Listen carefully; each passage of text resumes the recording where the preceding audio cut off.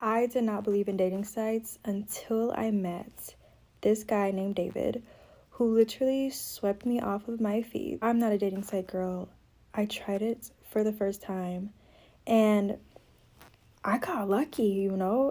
In my head, I'm sitting here like, this guy is just as funny as me. He has the same type of beliefs, same sense of humor, which is so hard to find. I have a weird sense of humor.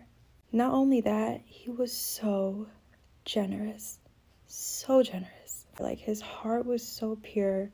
The way he thought was just so innocent. And he happened to live in my area, couple minutes away. So I'm like, oh my God, like, this is meant to be. He moved from South Africa right into my city. This can be a long story, so I'm trying to make it short. I want you guys to feel what I was feeling. And the way we would talk, like, we were catching feelings. We talked about 2 months. We talked every night on the phone. We weren't able to FaceTime because his phone, I don't know, it just didn't work with FaceTime. He insisted, let's try Instagram camera, see if it works or whatever. But it just wasn't working. So he's like, okay, I'm just getting a new phone.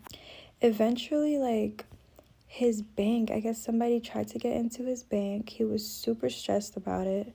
Maybe a week goes by and the man's hungry, okay? Like, he needs groceries.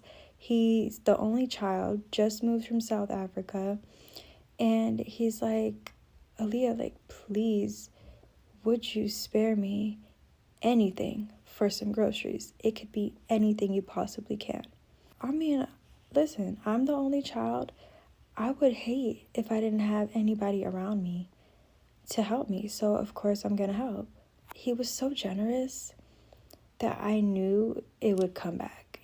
Not that it mattered. I literally didn't even think twice about that damn money. Like, once I give you money, even if you say let me borrow it, in my head it's gone. Like, I do not keep my hopes up. I did that for him. I did that a few times for him, actually, because groceries run out and he didn't have anything. His bank was locked.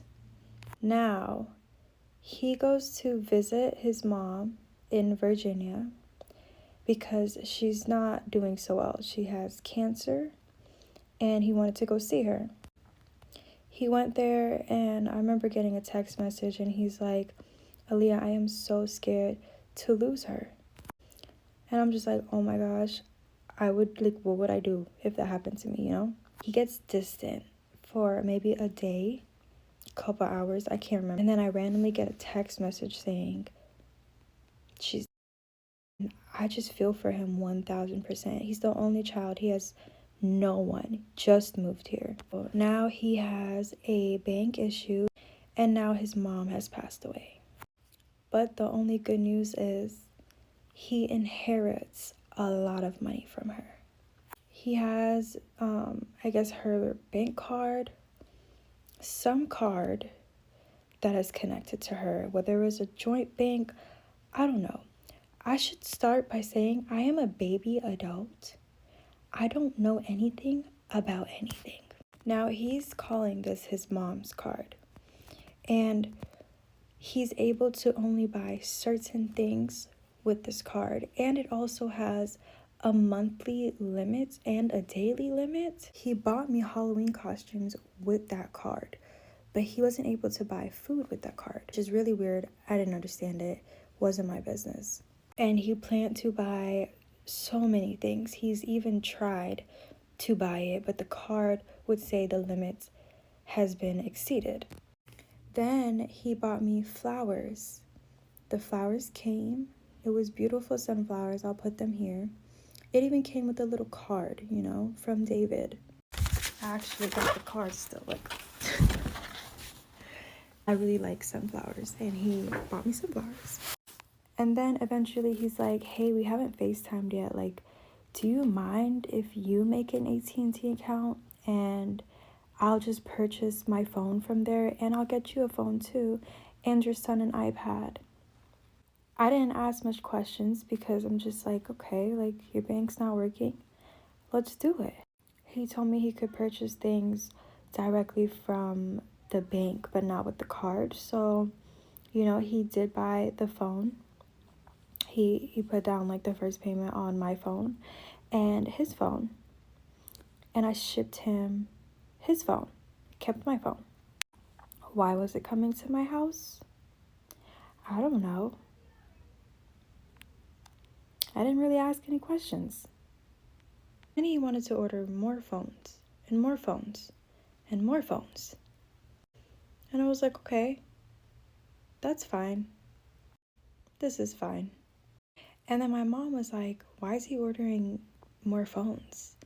And then she was like, why is the account under your name? I didn't really tell her much because she always gets involved. And I didn't want to deal with extra stress, you know? Nobody would trust him. The story sounds crazy. But I trust David. He has a pure heart. Long story short, my mom scared me to death, okay? She scared me so bad that I shipped my phone back and I had UPS intercept his package from getting to him. I thought that I was being scammed. Eventually, David proved himself and paid full for the phone. And I'm like, oh, I guess, you know, he's not scamming me. He even helped my mom pay her rent. So I was like, see, I'm going to follow my gut from now on. I'm not going to listen to the haters out there that's like thinking he's out to get me. Because I could tell he really likes me. Long story short, the flower lady told me that he ordered flowers with a stolen card. And police was going to show up at my door to question me about David. David eventually admitted that he accidentally fell in love with me, and that was not the plan. And he was a scammer. The only reason I feel comfortable telling this story is because one of these people doesn't exist anymore. So I had this Zah man that I had been shopping with for a long time. Like, so he used to pull up all the time. He was like a mobile Zah man. But he had wound up graduating into getting like a trap house or whatever. So I'm like, okay. I started pulling up to the trap. But I came in the first time and I just didn't like it. And I had wound up saying something like, I do not like seeing all those people. So he would make an exception and he would come outside for me.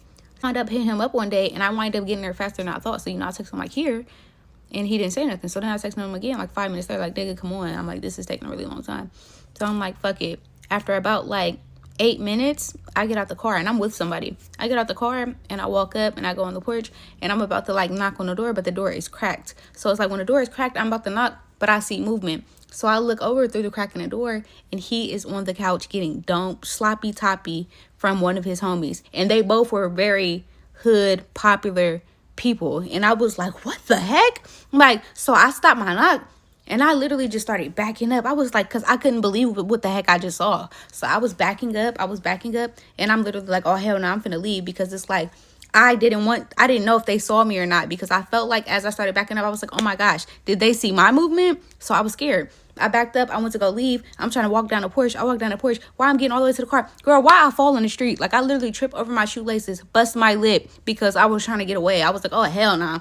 I get into the car, and I'm like, I'm ready to poop. I pull off, accidentally skirt because I pulled off that fast. And I was just like, oh, my gosh, they saw me. Like, when I tell you, when I was walking to that car, but man, I'll tell you, I was briskly walking to that car because I didn't want to run and I still fell. And it's like I never looked back because I just, for some reason, my body was so tense because I felt like I was just about to start getting Swiss cheese from the back. I swear to you, it was the scariest situation of my life. I pull in the car, we get off. I don't even feel comfortable till we get like 5 streets over. And I'm like, oh my gosh, he was in there again. And I told her, I was like, so-and-so was sucking so-and-so's thing. And she was just like, no, they wasn't. And I'm like, yes, they were. I swear to you. And she was just like, what? And I'm like, yes. I'm like, bro, I don't know if they saw me or not. And guess what? As I'm talking about it, he starts calling me. I'm like, whoo, oh my gosh, I was so scared. I'm like, I'm not about to answer this call. I was just like, I'm like, he saw me. He's going to want me to come back so he can finish me off.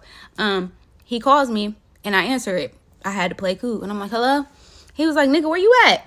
I was like, nigga, you took forever to come outside. Like, bro, I have to go to work. And he just like, bro, slide back real quick and I'll give you a deal. He was like, I know you're not far because you just texted me. And I was just like, bro, I'm already gone. And I'm just like, yeah, I'll just get it like later on. Boop, we get off the phone. I was scared as fuck. I was like, he wanted me to come back so they can do me in. And I was just like, I'm not going back. So, and mind you, I had knew this dude for like maybe like 6-7 years. the shit was scary, and I never shopped with him again. But he used to always send me deals. He always be like, dang, you don't fuck with the kid no more. And I was just like, I don't even smoke anymore, because I did not want to go back, because I didn't know if they ever saw me or not. And I was just like, it scared me. And then I kept thinking, the thing that stayed on my mind the most, I was in the house, he has cameras everywhere, and I was like, I wonder if he saw me see on the camera. You get what I'm saying? So I was always scared. He never brought it up to me. I never brought it up to him, because I had no interest in exposing either of them or no shit like that. It's just like, I knew it, I saw it, and I'm like, but I didn't want them to be scared of exposure and think they needed to do something to me. It's like, I could see this shit like yesterday, like he was going crazy. He was grabbing his head, and I was just like, y'all too? Like the one that was doing it, I couldn't believe that he was doing it. Like, I would have thought the Zah man would have been the one doing it, honestly, if anything. But I was blue. And fast forward, the Zah man, he's deleted. And I think the other boy, last time I checked, he was in jail. So I was like, I feel comfortable to say it now. And I ain't dropped their names or nothing like that. But I'm like, when I tell you, you have no idea what people are doing with their homeboys in the house, getting drunk with these people's shirts off, because it's like, girls that get drunk and be doing all this freaky shit. You don't think dudes do that stuff? And it's like, of course, they're never going to admit it. But it's like, yeah, that shit was crazy. Like, I think, and then, you know what's really funny? It's like, after that situation happened, I continued to catch niggas being gay. But it's like, it didn't have nothing to do with me. I didn't care that they were gay. But it's just like, they go through so much crazy lengths to hide it and lie about it, that it's like, if they feel like they are at exposure, they will boom you. And I understand that. Like, I lost my virginity to a man who had a girlfriend. I can't sleep, so story time, okay? So basically, when I was in high school, there was a couple of football players that used to flirt with me, but I could have sworn that I was a lesbian, so I never gave them the time of day. But then I was like, wait, I kind of think that men are cute. Maybe I'm bi. So when I got to college, there was one specific football player. He was a year older than me, and he was coming to my school that weekend. He hit me up to ask if I wanted to see him. He was like a party promoter guy at the time, so he would like travel around to different schools that were not his own and throw parties. I'm not gonna lie, dating a party promoter is like dating a rapper. Just keep that in your head, okay? They're just as trifling. So at the time, I was a virgin, right? Period. But I don't know about y'all, I just wanted to get rid of the V card. So I was like, he wants to see me, I'm gonna give it to him. If you are a young girl watching this, don't do that. That's crazy. He had asked me to come to the party that he was throwing, but I didn't want to go, so I just waited until it was late. He came over, we did the do, and after he was like, he was going back to his school that night, he said. So he left, and I was like, okay, period. Bye. Thanks for taking my fee, Lord. But then the next morning, I got a text from him saying, like, he didn't end up leaving. It was really late. He ended up staying with his friend, and he wanted to see me again in the morning. But I don't know what it was, but I just didn't want to see him. And I was like, no, I'm kind of busy. And looking back, that was a good thing, okay? As girls do, I ended up telling some of my friends that I lost my V card. I'm telling them the story. The guy, we're going to call him Rocky, okay? So I'm telling them about this guy named Rocky who I knew from high school and da-da-da, and it was this and it was that. And as I'm talking, I did notice that one of the girls, she's looking at me intently and not really reacting, right? So later on that day, I'm in my room with my roommate, who I actually also knew from high school, and there's a knock on our front door. And my roommate goes to answer it. And it's a girl's voice I can hear from my room. And she goes, hi, does Aaliyah live here? My roommate has always been the type of girl that you can't play with. So she said, why? As soon as I heard my roommate get a little attitude, I stood up, came to the door, and I was like, hi, I'm Aaliyah. Is there a problem, right? We're going to call her Sasha, okay? Sasha is like, hi, do you know Rocky? And I'm like, yeah, why? So now me and my roommate looking at each other like, she was like, yeah, was he here last night? I'm like, yeah. I forgot to add this part, but when Rocky came to my room, he bought a bottle of Hennessy with him, right? And we drank a little bit. She goes, did he bring a bottle of Hennessy? I was like, yeah, why? Y'all. She goes, yeah, Rocky is my boyfriend. I said, oh. And that bottle of Hennessy was mine. Oh, my God. So now my roommate is really trying to hold in her laughter, and so am I, because I don't know what it was. It's not funny, but it's just like, there's no way, girl. And you coming to me as a woman, like, he bought me your Hennessy bottle and your... This is crazy. So she was like, I'm going to call him, right? I was like, okay, period. She was like, yeah, I want you on the phone too. But I'm going to go upstairs, call him, ask him if he knows you, right? And then if he denies it, I'm going to come back downstairs. She didn't even have to tell me who told her who I was. Like I said, when I was telling my friends, one of the girls had a little bit of a strange reaction. It was her. Apparently, she's a mutual friend of ours. And she was like, this is a story I've heard more than once, and I need to tell my friend, right? And I get it. Girl code, no problem. So she comes back down the stairs because, of course, Rocky denies that he knows me. And me and her go to our mutual friend's room. And she hands me one of the AirPods to kind of listen to what he's saying. He's like, no, baby, I don't know who Aaliyah is. I don't know who that is. And so she takes it off of the AirPods so everybody can hear. And I go, you don't know me? Oh, y'all, he was silent. Oh, y'all, he was quiet.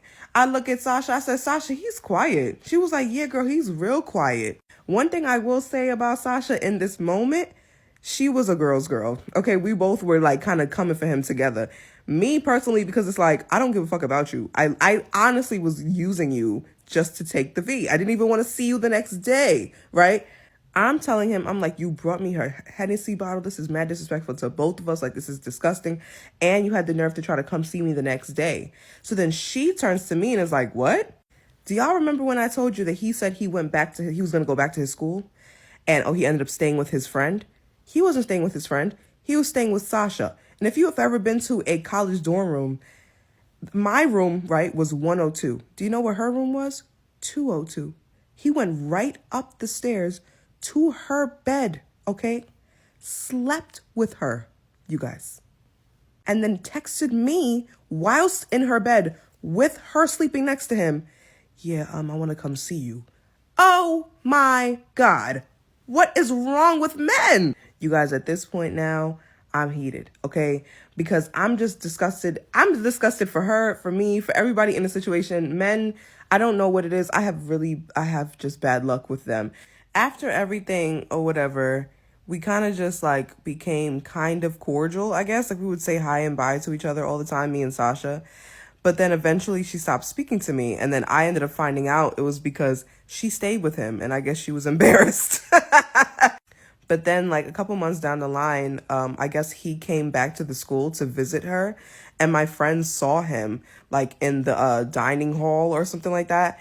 And so we were all talking about it. And I was like, oh, y'all heard my boyfriend is here. We're all laughing. And then there's another girl at the table, one of my friends who I guess is also friends with her, and went and told the Sasha girl that I called him my boyfriend jokingly. Y'all, why did Sasha come up to me one day in the dining hall and was like, excuse me, keep me and my man's name out your mouth.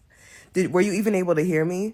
Probably not, because that's exactly how she sounded. She was whispering, because who in their right mind would... I said, your man, girl.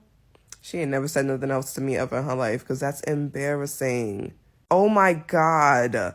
I would like to know whose leftovers I ate in a past life, because what do you mean you're 6'8" and can't hold your liquor? So I was talking to this guy and we were about to meet for the first time. So he was coming out to Las Vegas to see me and he lived in a neighboring state. I won't get too specific to keep it cute. Obviously, you guys know I live in a house. I have more than enough space to host people, but I don't know you like that. So you're going to get an Airbnb, which he did. A little bit of context. This is somebody who also has children. I don't have children. I have child, but I have never dated a man who also has a small child or small kids. One of the things I really liked about him is the fact that he is a dad, and it seemed like he was super, responsible and all about his kids and a hard worker and all of that. So all of that was a positive in my mind. When we met in person, there definitely was an attraction. And I have a preference for tall men, unfortunately, and you guys know the majority of the guys that I talk to are a good height. So he's 6'8", okay? I'm saying that for a reason. Put a pin in it. We're gonna come back to that. We are hanging out. We are spending time together. But one thing that I will say is that emotionally, this man was not mature. And what I mean by that is he was not capable of having a conversation to address an issue in the moment. He kind of got tongue-tied or just like too stunned to speak, girl. Like he just would shut down. I'm like, okay, everybody's different. Let me try not to judge him just because he's different and maybe isn't the best communicator in those instances. That is not even what the story is about. I just need to give you a little bit of background information so you know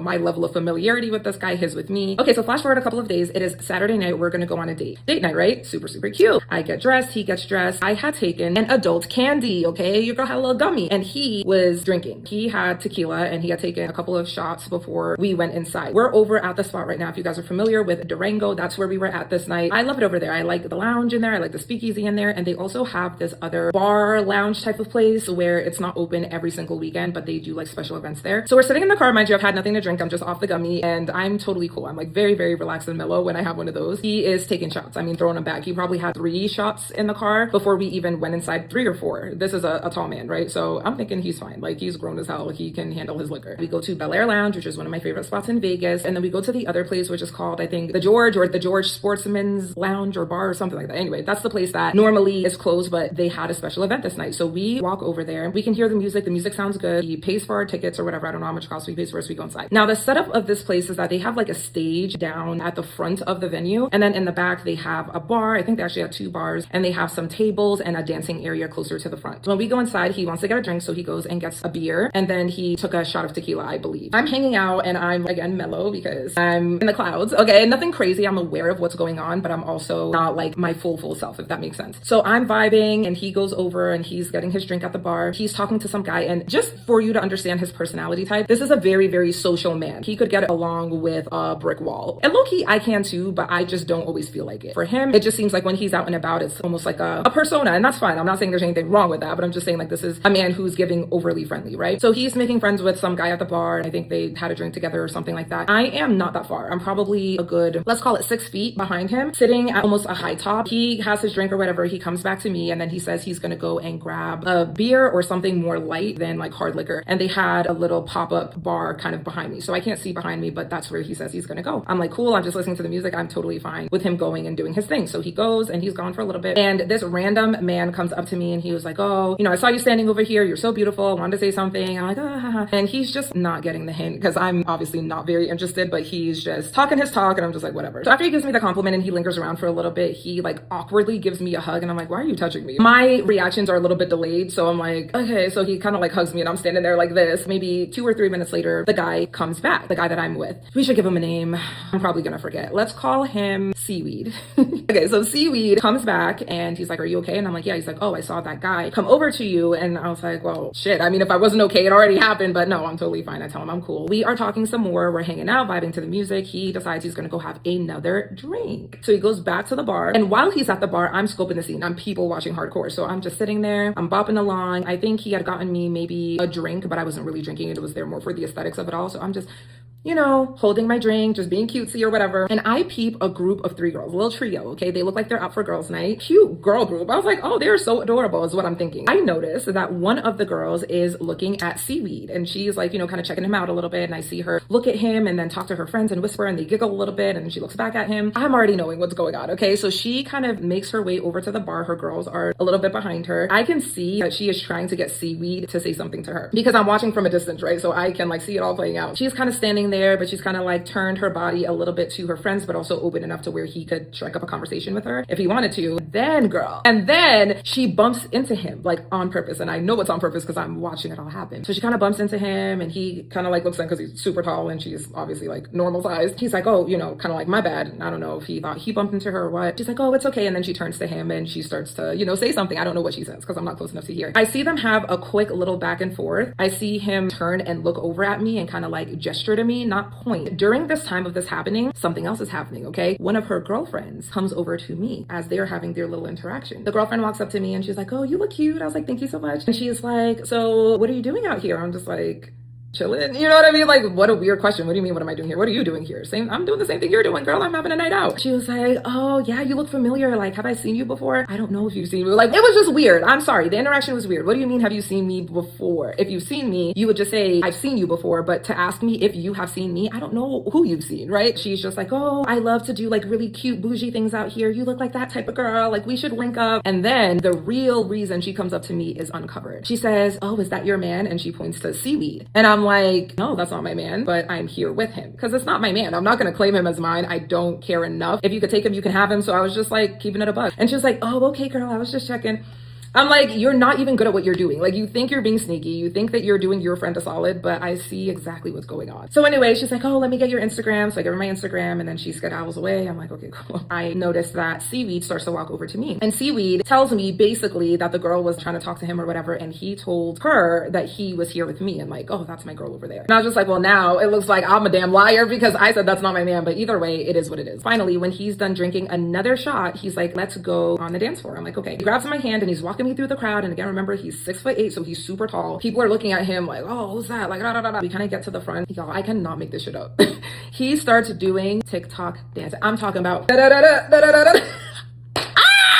I am throwing up in my mouth. I am gagged. I am a 32-year-old woman. And mind you, I like TikTok. I even enjoy some of the TikTok dances, but to see someone do that IRL, like, what? We are standing right at the front. So we're in full view of everyone. We are like in 4K. Everyone sees what's going on, guys. I swear to you, I was barely moving a muscle. I'm just like standing there. Okay, that's a little dramatic. I'm doing a little bit of a two-step. I'm not stiff as a board, but I'm definitely not dancing. And I'm definitely not going as hard as he is, okay? He has no shame. Like, bring back shame. Not an ounce of decorum, not an ounce of being demure. And I get it. Like, you're out. The music is cool. You want to dance. I get that. But it was just something about the vibes, maybe like the orientation of the way the place was set up. It just felt like a damn talent show. Like, Jax is like, mama, watch this. And that's what I'm watching him do. Like, oh my gosh. I was like, this can't be real. But anyway, at a certain point, I just stopped caring because he's not going to stop. Like, he's doing his thing. As he is doing his dance, there are people who are saying things to him. There are people who are saying things to me. There was another tall man in the function, not as tall as him, but also another tall guy who had come over. They dap each other up and they're kind of getting to know each other or whatever. I'm like, whatever. I am just, you know, doing my little two-step, and then there's a girl that comes up to me. Oh my gosh, you're so pretty. Like, da da da. Dark-skinned girl. She was gorgeous too. I was like, wow, you're beautiful. You know, and we start to talk or whatever. So we're both socializing separately. And then there was a moment where there was a group of girls who had come up to me separately from that other girl. And they were like, well, you can dance with us if you want to. But the guy was still there. Seaweed was still there. You can dance with us. You can hang with us because,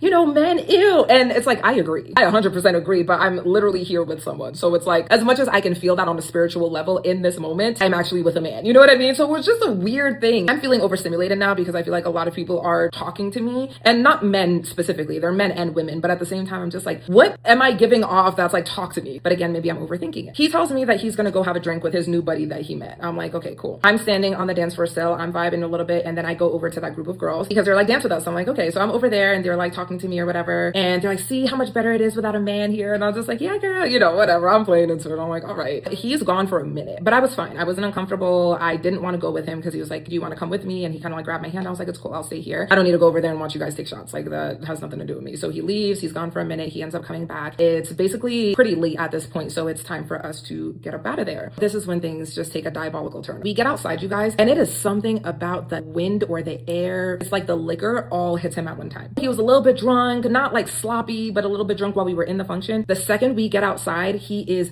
shit-faced. We start walking in the parking lot to try to find the car because, mind you, he had rented a car, this teeny tiny BMW convertible, okay, little sports car. He's a big man. I don't know why he got this little of a car. I'm sober. But at the same time, I was not expecting for him to be this drunk. He is not okay. As we're walking through the parking lot, he is swaying. He is swaying. He's not able to steady himself. His balance is horrible. I'm getting annoyed because it's cold outside and I'm like, no, it's this way, it's this way. And he's like, oh, okay. Just doing the most, like, damn. We end up finally making it to the car. He is standing outside the car and he's like leaning on it, leaning to the side.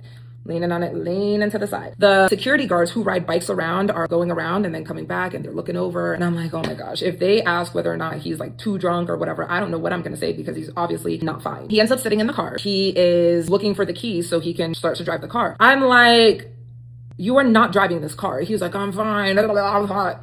You're not driving the car. Like, you are literally drunk. You are worse than drunk. You're not going to drive this car. I can drive. I'm okay. I'm like, well, just sit and relax for a little bit. You know, arguing with drunk people is the most agitating thing when you are not drunk yourself. So he ends up laying there and he's kind of like dozed off a little bit. And then he just like comes to out of nowhere and he wants to drive the car. I say, no, you cannot drive the car. You are not okay. So then at a certain point, I'm like, well, I'll just drive the car back, right? We were coming back to my house. I don't want to be here anymore and you're too drunk. So if we need to leave, I'm going to be the one to drive the car. You're not driving this car. Why? because, you know, you're not going to drive the car. Okay, again, I do not want to argue with this man, but at the same time, I cannot let him drive, right? So we're going back and forth for a good like 15 minutes. He, in his drunk state, his overly drunk state, changes the gear, puts the car into drive, and starts to drive. I am scared and I'm livid. Why are you trying to drive this car when you are incoherent? You are not capable of driving this car. I'm telling him, stop. You cannot drive the car. Stop, stop it. He puts it in drive. He hits the gas. He starts to go. He whips it. When I say whips it, guys, I swear I'm not being dramatic. Whips it out of the parking space, speeds up, goes to make a left. And then you guys, if he makes another left, we are getting on the highway. I know that I have a very limited amount of time to get him to stop the car. So now I am screaming at the top of my lungs. Stop the car. Stop. You're drunk. You're drunk.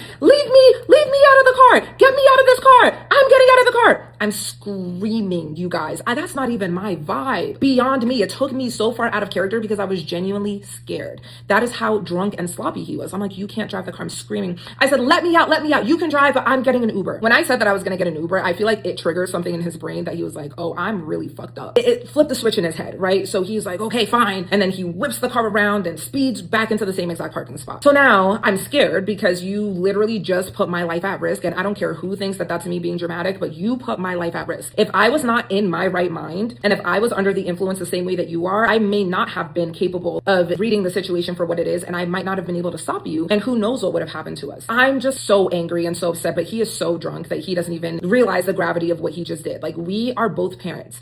We are both parents. I have someone to live for. And if you don't feel like your kids aren't important enough for you to not drive drunk, that's you. But for me, hell no. Hell no. I can say with my full chest, I have never driven drunk in my entire life. And I'm 32 years old. It's possible. He gets out of the car and he's again stumbling on the side, right? And then I'm like, you need to go sit in the passenger side. Like, I'm not even going to take the risk of you trying to hop back in the driver's seat and try to whip it again. I'm not taking that risk. He's fighting me on it. He doesn't want to do it. I eventually get him to go around to the other side. I help him over. He sits in the passenger side. Y'all, slumped. I'm sitting there like, what do I do? Do I just call an Uber and leave him here? But then I feel bad about that because he's from out of town and, you know, he's obviously not in his right mind. The last thing I want is for him to be so drunk that like the police come and then they lock him up and he's, you know what I mean? You guys, not 5 minutes after he tried to drive us home in his drunken state, does he start puking profusely. I pop the car door open enough. He's puking out of the side of the car for 10 minutes straight. This happened 5 minutes after the incident of him trying to drive off. So if he would have been driving, we would have been in the middle of the highway and he would have been getting sick actively.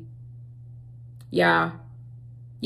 So he pukes and it's disgusting. He's got dribbles and gibbles and oh my God, I'm just grossed out. This is not the date night I expected. I am pissed off because I feel like you jeopardized my life. You were irresponsible. You can't hold your liquor. And what am I doing here? So I make the executive decision that I'm going to drive the car because at this point, I'm tired of being here. You're sloppy. The security people keep on circling around because they know that something is up. I'm completely sober at this point, mind you. I get in the driver's seat. I figure out the buttons. I'm driving us home. I'm pissed off the entire way. I did not plan to have to drive. What if I also was drunk? So many things could have gone wrong. And a man who can't even take care of himself, I'm supposed to feel confident enough to take you seriously when you can't even be responsible enough or have the foresight enough to not drink too much, to not make horrible life-altering decisions while you're drunk. I'm the one who's supposed to get sloppy drunk and woo, let's go home, babe. That's supposed to be me, not you. Thank God we made it back in one piece. He is still drunk. He is still sloppy. He gets out of the car. He is doing all of this, barely is able to make it inside. You guys, when I say I was so completely over it by that point, we get inside. He's trying to kiss me. He's trying to, you know, get sexy with me when he has just puked all over the side of the car and thinks that I'm going to be into it. Are you okay? And he is so drunk to the point that I don't feel comfortable with him going up the stairs because he's trying to go upstairs now. I'm like, you can't walk up the stairs. My biggest fear is that he's going to tumble backwards and crack his head open at the bottom of the stairs. And now we got a bigger problem. Houston, we got a problem. And guys, like I said, my attitude at this point, horrible, because I am not having a good time. I'm having to babysit a grown ass man. I'm like,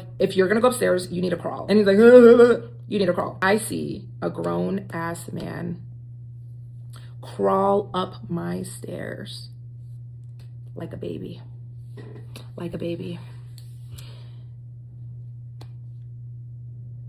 And that was the end of that. I grew up in the church and my mother was an ordained preacher. And growing up in the church, I had to be included in the church in somehow, some way. So I was a praise dancer. And every first Sunday of the month, we had to perform our praise dance in front of the whole church. When I was 16 years old, I was still praise dancing, but I had just got my first job at Taco Bell. Baby, Taco Bell was the shit. Okay, I thought I was the shit when I first started working at Taco Bell. I bought my first car. I bossed up, upgraded my phone to the iPhone 8 Plus. Rose gold. Thank you, bitch. I was that bitch. If you had a rose gold phone, you already knew you was that bitch. With me having a new phone, which means that my camera quality was better, so I began to post on Instagram a lot more than usual. I would just post like cute pictures with me and my friends, or just cute pictures like when I'm at work, just anything really. One random day when I was at work, I had posted a picture of me being at work, and I basically was like, I'm bored or whatever, because bitch, it wasn't busy that day. Once I posted that picture, a random page decides to DM me. They swiped up on my story and they asked, was I hungry? And I worked at Taco Bell, but because I was able to eat Taco Bell every single day, at some point I did get tired of it. And I'm like, sure, yeah. So they asked for my Cash App and they sent me some money. They sent me about $50 for food. Bitch, at 16 years old, $50 for food? Bitch, I'm rich. The username of the page was popstar underscore underscore underscore underscore underscore. It was a lot of underscores. So I went on about my day as usual. And then the very next day, I get a random Cash App again from the same person that Cash Apped me the day before. And the Cash App said lunch. I'm like, okay. So I text the page and I'm like, thank you. And then he was like, of course, like, no problem. Like, I love to see a smile on your face, blah, blah, blah. And I just enjoy making your day. I'm like, oh, that's so sweet. At this point, a month has passed. And every single day for a month straight, he sent me money. And every day, or I would say every week, the money got more and more and more. At first, he was only sending me $50 a day. And then it became 100, then 125, then 200, and 225. The most I ever got in one day was $300. And so I ended up texting him. I'm like, why are you sending me all this money? Like, I wasn't mad that he was sending me the money, but I just wanted to know why me. Mind you, I'm 16. Like, you know, why me? And then he just replied, he basically was like, oh, I just like to spoil pretty girls and I think you're very pretty. I'm like, thank you. And I'm like, if you don't mind me asking, how old are you? And he was like, I'm 17. And I'm like, cool. At this point, a couple weeks has passed and he's still sending me money. So at that point, I'm just like, look, I'm not about to keep on talking to you if you don't show me who you are. And then he was like, no, like, I'm scared that you will reject me, blah, blah, blah, if you found out who I am. I said, oh, now I really want to know who you are. Because at this point, I'm starting to like him, and me and him have, like, began to talk every day and flirt a lot. So, shit, I want to know who the fuck I'm talking to. Like, I at least want to know what you look like. He was like, I just really don't want you to reject me when you find out who I am. Yeah, nigga, now I extra want to know, who the fuck are you? I said, if you don't tell me who you is right now, I'm done talking to you. So like 5 minutes go by and he was like, I'm about to send you a hint. And I'm like, okay. He sent me a picture of a drum set. Okay. And then I asked him, I'm like, what do this mean? And he was like, you'll realize soon.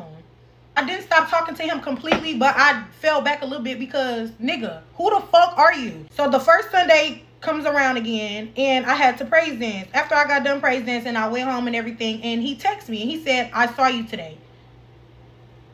I'm like, word. He was like, I can't believe that you really don't know who it is by now. I'm like, who the fuck are you and where did you see me at? So at this point, bitch, I'm scared. I started replying to him. I blocked him and some more shit because now, bitch, you freaking me the fuck out. Yes, I blocked his ass because I wasn't ready to die yet, bitch. And I was so scared I was going to tell my mama, but my mama was going to get on my ass about taking money from strangers. So shit, bitch, I just kept that shit to myself. But I told my sister. And me and my sister's trying so hard to put two and two together. We like, who the fuck is this? Like, who is this nigga? Literally no more than 24 hours later, another fake page DM me. And they basically was like, I'm sorry that I scared you, blah, blah, blah. That was never my intention. I'm just so scared that you'll reject me when you find out who I am. I said, listen, I'm going to block you every single time if you don't sit here and tell me who you are. This nigga tells me, he said, I thought you were going to realize who I was when I told you that I saw you on Sunday. And when I sent the picture of the drum set, this is the nigga that plays the drums in our church when we're praise dancing. He played the drums every Sunday. He said, this is the drummer at church. Mind you, this man was over 22 years older than me. Which at this point, I'm more scared now than I was before. Because what the fuck do you mean? I was so fucking in shock that I didn't even reply to the message. I didn't know what to say. So then he texted me again and was like, and this is what I didn't want. I didn't want to scare you, and I hope you're not scared, blah, blah, blah. This nigga goes on to say, but you looked so good, and that ass looked so good when you were dancing last Sunday. I was 16. This nigga had to be like 28 at this time. The creepiest part of it all is that I didn't know I was being watched, and I was flirting and talking to a motherfucker that I thought was 17 years old. I thought this nigga was 17 years old. That's why the internet is a scary fucking place. Like when I thought he was somebody else, he was telling me how much he want to kiss on me and stuff like that. But I'm thinking this is normal because at this time and age, that's what teenage boys tell girls that they like. But I'm not thinking that this is a nigga pushing 30 and I'm 16. And when I turned like 22, I finally told my mama. Because I was scared to tell her shit. She was going to get on my ass about taking that motherfucking money. But since I'm old enough to not get a motherfucking whooping, now I'm going to tell you. Okay, y'all, so I'm about to tell y'all a story time of how my best friend of 10 plus years really turned out to be a dicked out, delusional bitch. All right, so initially I was supposed to be going to New York for the weekend. Some shit happened, the weather was bad. So I was like, okay, let me just ride out to Atlanta. Two of my best friends stayed there. I always got somewhere to stay. Atlanta is always a good time.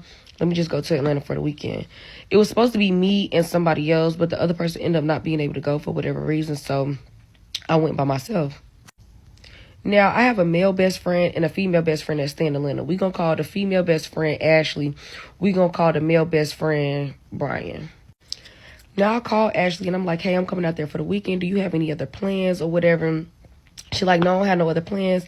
Just a little backstory. Ashley's in a domestic violence relationship. We're going to call her boyfriend or her situationship. The dude name is Dirty Dan. I don't like Dirty Dan. I don't fuck with Dirty Dan. Dirty Dan has never done anything personally to me, but he's obviously done stuff to my best friend, so I don't like him for that reason, and I don't want to be around him. Well, my ex-best friend, because I don't fuck with that bitch no more. Long story short, we didn't have any plans set in stone. We just knew that we wanted to be outside, and we knew that for a fact that we had wanted to go to a strip club. So I'm chopping it up with Brian or whatever. He like, later on, y'all come to Taranga. We gonna get a section. It's gonna be lit. Okay, cool. As we're getting ready to go outside, like getting dressed and stuff, I just noticed that Ashley's on the phone with Dirty Dan, like FaceTiming and stuff. Remind you, I said that they're in a domestic violence relationship. On no day would Dirty Dan be okay with Ashley going outside. So I really just didn't even understand why, like, she was sitting on the phone with him, telling him that we was going outside. Like, I already seen the play. Like, I know somewhere, somehow tonight, we're going to run into him. He's going to make his way to wherever we're at, or we're going to go somewhere and be around him. So I was already, like, I was paying attention, but I was just trying not to let the shit aggravate me. Fast forward, we get to Taranga. Anytime I go to Atlanta, Brian always shows me a good time. He take me to, like, the nice restaurants or whatever. So he got a section at Taranga. We had a bottle. The food was great. The vibes was great. Like, Taranga was lit. Before the bottle even comes, Ashley says, you ready to go to the next club? And I'm like, what do you mean am I ready to go to the next club? No, the bottle haven't even got here yet. Like, why would we leave? She's like, oh, it's going to be lit at the next spot. I promise you, it's going to be bottles and liquor and all this stuff at the next spot. But remind you, she's showing me where Dirty Dan is sending her 4-page letters while we're in the club, and he's calling. So she answers the phone and says, wait, no, don't walk in the club till we get there. We finna come. I wasn't ready to go, but I'm being a team player because it's like, okay, we club hopping. Maybe we actually will have fun. Let me give it the benefit of the doubt, even though I made it clear that I did not want to be around this man. Like, why the fuck would I want to come out here? I didn't come to Atlanta for this shit. I came out here to enjoy the vibes, of enjoy my friends, have a good time. Nobody came out here to be with no woman beater. I don't want to be around a woman beater. I'm sorry if that's what you like to do in your free time. I don't want to be around them, period. We wait about like a good 7 minutes for the bottle to come, take a couple shots. I tell Brian, like, hey, I'm going to catch up with you later.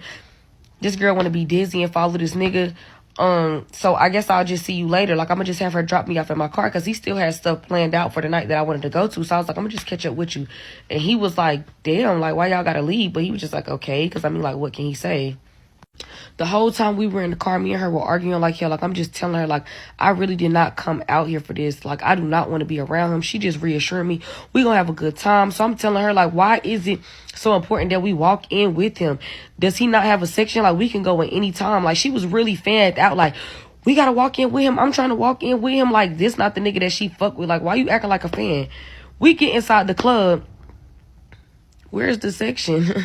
I'm standing up. Baby, I don't stand up anywhere. The fuck? They throwing napkins. I'm trying to enjoy the moment, but that shit get old real quick. The club was supposed to close at 3. It ended up closing at 4 because the time either went forward or backwards. So something after 3, this was now my 3rd time telling her, like, come on, let's go to the next spot. I'm ready to go. I'm hot. I feel like I'm about to pass out. This bitch looks me dead in my face and say, I'm not gonna lie, I'm not leaving till it's over. I'm not leaving till he leave. Excuse me? So I tell her, okay, well, I'm going outside to sit in the car. I just told you I feel like I'm about to fucking pass out. I'm standing up, napkins is getting stuck to me and shit. Like, where the fuck do they even, like, how and what way is this supposed to be fun? I'm like, where the keys? She like, valet got them. So I walk out the club. I go out there. I'm telling valet, like, hey, the black Honda, woo. They're like, we need the valet ticket that we gave you. She's so dicked out and scared that she gonna get punched on. I'm calling her phone. She got the phone on Do Not Disturb. Cause the phone can't ring. God forbid the phone ring while she around Dirty Dan. So the phone is going straight to voicemail. I don't even have a way to get in contact or get the valet ticket, and it's raining outside. The dude was cool enough to let me be able to describe like what her keychain looked like, and he was nice enough to walk me over a block in the rain to her car. So I sat in the car and waited on her till 4 o'clock.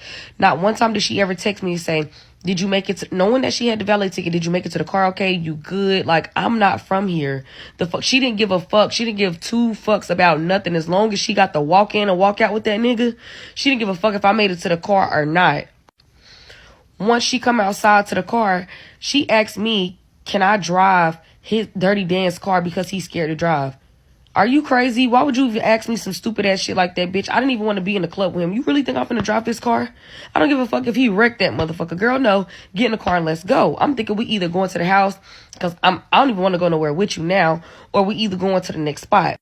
When we get in the car and pull off, we're arguing once again because I'm telling her, you cannot think for yourself. When I wasn't ready to go, I was a team player, and I left Taranga because you were ready to go. When I tell you I'm ready to go, I'm high, I feel like I'm about to pass out. You look me dead in my face and you tell me you're not leaving until a nigga leave. That's fucking insane to me. She was like, you just wanted me to get up and follow you. I wasn't about to look stupid in front of this nigga walking out the club. I told her, everything is about this nigga to you. You don't even have the mind capacity to think for yourself. Everything is about this nigga, Dirty Dan. A fucking woman beater. Girl, stand up. The fuck? That shit pissed me off. But as we're arguing, I can see that we're following behind Dirty Dan's car. So I say, where the fuck are we going? She was like, oh, we're about to go to Four Seasons. For those of you who don't know, Four Seasons is like a hood in Atlanta. Excuse me? Bitch, take me to my car. She was like, oh, no, I'm not about to take you to your car because my house is too far from here. I'm not going to be here for long. I'm just about to run over here right quick. I'm yelling to the top of my lungs at this point. I'm livid. Like, I really want to punch her head off. But, like, this is my best friend. You get what I'm saying? So it's like, I'm just trying to get her to understand, like, what you're doing is crazy right now. Like, y'all live in the same city. You could do this shit any other time. Why are you doing this while I'm here? I'm leaving tomorrow. Bitch, why the fuck? What do I look like? Like, is you cool? We get to Four Seasons. Dirty Dan gets out his car and walks over there like, why y'all arguing? I ain't even say shit to him because woman beater, why are you talking to me? Cinnamon Toast Head, talk to her. Don't say nothing to me. I don't like you. So she like, come on. We about to go here. I'm like, I'm not going in. She's like, yes, you is. Come on. We about to go in here for a little bit. I was like, I'm not going in here.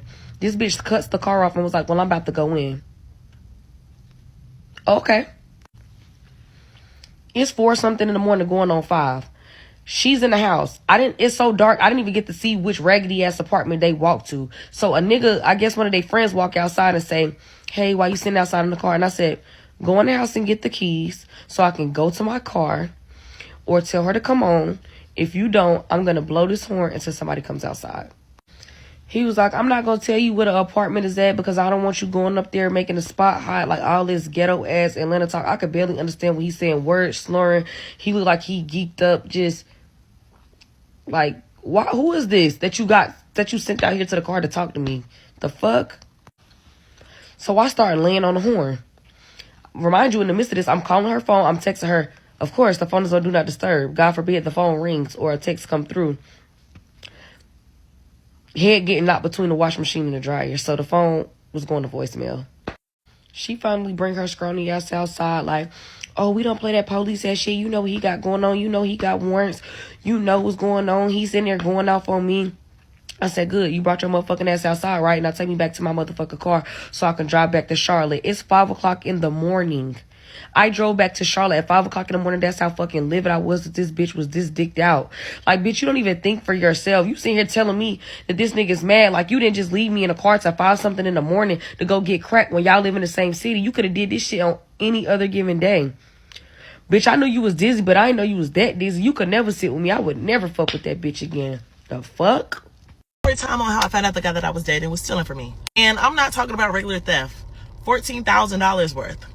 Let's get into it. And I will be inserting receipts. So, backstory, we're gonna keep this real short. Long story short, I was dating this dude on and off, right? Cool. We ended things like 2 years ago. I started dating somebody else, right?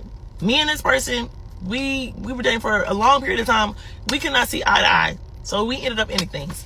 So, guess what? This person come back around. And I'm like, all right, well, if we're gonna do this, like, we gotta do this shit right. Like, I'm 27 now. We did this shit years ago. We keep breaking up, get back together, break it up, get back together, on and off. It was just real, like, no. So cool. We decided we're gonna work with each other, like, motivate each other to do better, and then we're gonna try this shit again. So it started to go good at first, and then we just started arguing every other day, like normal. So he get mad at me about something, which he had a valid excuse to be mad for. I took accountability for this situation. I apologize, everything. Like, cool, be mad. Certain things you don't say when you mad. Like, you know, like when somebody get mad at you and then they just start bringing up random shit that has nothing to do with the conversation, like just start bash you in any kind of way. That shit was really hurtful. So I said, hey, I understand you're mad. I take accountability for that situation, but the things that you said was hurtful. So just give me a minute. So I told him that. He gives me my space when I blase, blase, blase. So 3 days goes by, no contact. I'm cool. So I'm out with my girls. He called me. So where I was at, I step out to the patio and I'm answering the phone call. He's like, I just need to see you. I'm like, for what? Like, oh, I just want to talk and apologize. I'm like, okay, cool. So I end up going over there, right? Boom. So I Uber over there. I'm there, right? Oh, I'm sorry, blase, blase, blase, blase. And I'm like, hey, listen, I understand. I just don't think that this is going to work. Like, we don't see eye to eye on a lot of stuff. Like, it's starting to go back to normal. Like, it's no point. Like, I'm spending the night because I came all the way over here. But this is going to be my last time over here. Like, we just started back talking and it's just too much. Like, cool. So I take a shower, get to bed, go to sleep. He keep trying to wake me up every hour to the point to where I say, hey bro, what time is it? He like 10. I was like, listen, I just got here like a couple hours ago. I'm just really tired. Just let me get some sleep. I go to sleep, right? So this is where it starts to go down. I'm knocked out. Mind you, I'm on this edge of the bed. He's on the other edge of the bed. Like, I feel movement on the bed, right?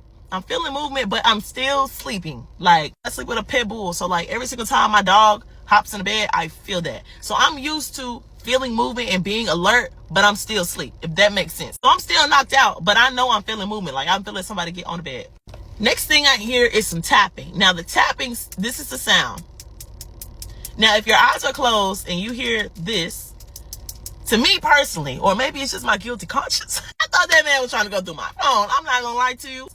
I'm thinking he's trying to get into my phone. Hear the sound. I'm feeling the movement. I open my eyes. Soon as I open my eyes, he jumped like this. And I'm already nervous. I'm like, oh, hell no. Like, he is up to something. Like, you know, like when a badass kid is doing something that he's not supposed to be doing and he jumped, like when he finna get caught. I'm thinking he got my phone. So I'm all underneath tapping the bed trying to see where my phone is at. My phone was still on bed. So I got the phone. Okay. So now I open my phone. I wake up. I'm laying like on my back. He got up. He went to the bathroom. I'm up in my phone, making sure he ain't go through my phone. Making sure he didn't go through my phone. I ain't gonna lie. So cool. Went to the phone. Everything was cool. I'm like, but why did he just jump up like that? Like, what do I do? This is my phone. We're gonna use this as my phone. This is my phone. This is my hand gripped. Put a pillow on top of that after I go through it.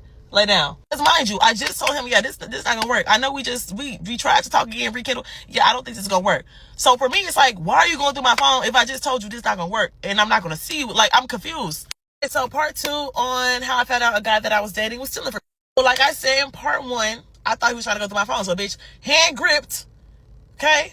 Phone hand gripped. So if he was trying to get my phone, I would feel it. Like, I would feel him. Hand grip on the phone, pillow on top of the hand on top of the phone, go to sleep this way, right? I feel him get in the bed. You know, like when your turn, not sleep, you just laying there. That's exactly what I was doing. He thinking I'm asleep. He pick up my wrist, put it back down. Mind you, I'm still alert, trying to figure out what the fuck he was doing. Why the fuck he just jumped in my face? He pick up my wrist. This is the wrist with the jewelry. Picks up my wrist, puts it back down. Picks it up, puts it back down. I guess he's trying to see, like, if I'm gonna turn around, if I'm asleep. I'm not saying nothing. I'm just facing this way. So he pick it up, put it down. Pick it up, put it down. Pick it up, put it closer to him. Pick it up, put it on his chest. Boom. So while it's on his chest, he starts fiddling around trying to get, like, the clasp to the front.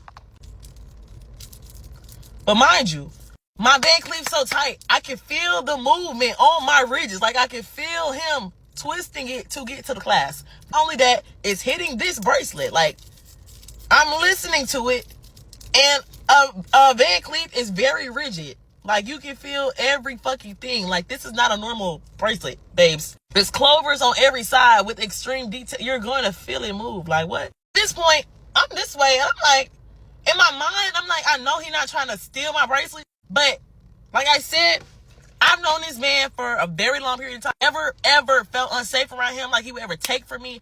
Nothing, like nothing. He's asked me for shit before, so this is why I'm so thrown off guard. I have 2 Van Cleef bracelets on. At this point, I'm only feeling one.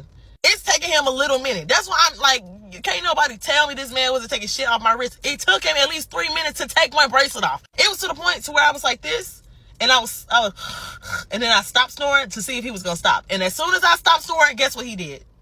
Stop fiddling with my wrist. So I'm like, he should have known I was faking, because I never snore that motherfucking loud. Like, what? So I start snoring harder. So then he started back fiddling with my wrist. So as he's fiddling with my wrist, and I'm feeling all this, and I'm hearing all this, it dawns on me. This whole time I'm thinking this man tried to go through my phone. That same tapping was this. It was my wrist. And so as he's trying to take the other Van Cleef bracelet off, I'm realizing it's only one Van Cleef on my wrist. Mind you, I can feel my bracelets. It's only one on my wrist. So after the 3 minutes of him finally unclasping it and getting it off, again, he's not the brightest. He's not the brightest. When he took the bracelet off, all the clovers hit my skin again, and it hit this bracelet. So I'm feeling it, I'm feeling all the ridges, and I'm hearing the clink as he takes it off. Like, you know, like when somebody hurts you, you like in denial, like the first couple of thoughts. So at this point, I don't get up and confront him. No, I wait on him to get up. When he got up, that's when I opened my eyes. And when I opened my eyes, he saw me open my eyes. This the most diabolical part. This the part that really hurt me. He got up. I opened my eyes to see what the fuck he's doing with my shit. I opened my eyes. He thinking I'm just waking up. Whole time. I'm a smart girl. Like, I'm a very smart girl. Like, my eyes. He see me open my eyes. He come over to me, y'all. He comes over to me after he just took the jewelry off my wrist, kissed me on my forehead, and says, get some sleep. Y'all, my heart pounding so motherfucking, like, my heart pounded fast. Like, what? Like, it's like, just like, what? So like 2 minutes gets by. I'm just laying on the bed, just like process everything. I don't say nothing. It's no emotion on my face, because like I'm like hurt, confused.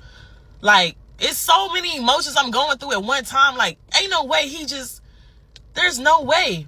First thing I do, I turn back around. Girl, I don't even look at my wrist, because I already know it's gone. I'm not gonna lie to you. A person might look at their wrist. I don't need to look at my wrist. I can feel the bracelet's gone. The only bracelet that's on my wrist is this one. These Van Cleef's gone. First thing I do is I open my camera rolls to see how many Van Cleefs I had on my arm last night, which I'm gonna insert a video now. So as you can see, I have 2 Van Cleefs, black, silver, and then this bracelet. Now, I never take my Van Cleefs off. I sleep in them, work out in them, sauna in them, everything in them. Like, if you go on my Instagram, any of my highlights, I'm going to have a Van Cleef necklace on and a Van Cleef bracelet on. Like, they don't come off. Ever took them off. Ever, unless, like, I'm changing it for my outfit. Like, no, I don't take them off. Been drunk in them, slept in them. I've had the black one on for almost 2 years. Like, them things don't come off. And I can show you what the clasp look like. First of all, it's tight. It's not going anywhere. It's not going anywhere. They don't fall off of my sleeve, like nothing. They don't tarnish.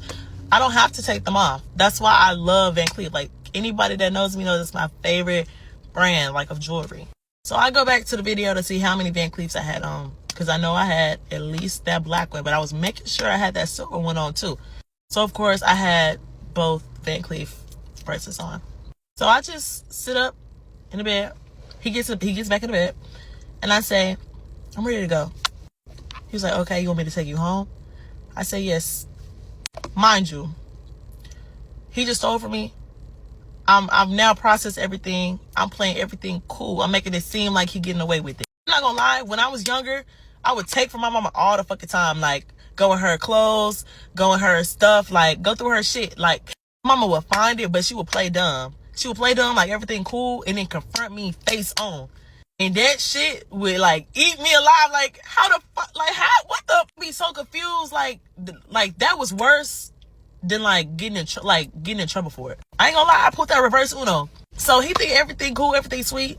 Put my clothes on, put my phone on record, and put it in my pocket. I'm not giving him no attitude, not acting dry, nothing. He think everything cool. He finna drop me off at home, and we finna go our separate ways. Little do he know, I'm finna confront him, honey. And I will be inserting clips of the video in part 3. So go to part 3 to see what else happened.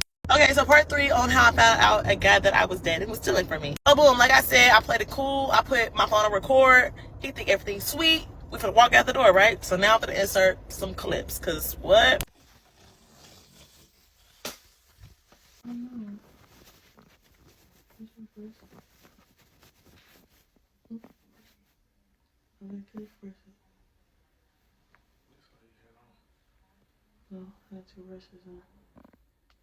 Okay, so as you can see in that video, it's pitch black because the phone was in my pocket. So I started recording when I was leaving his room. Like I told y'all, he think everything's sweet. So I put my shoes on because my shoes were at the front of the door. Put my shoes on and I'm like, in a very calm tone, I'm like, oh no, my bracelet. And he goes, what bracelet? And I said, my Van Cleef bracelet.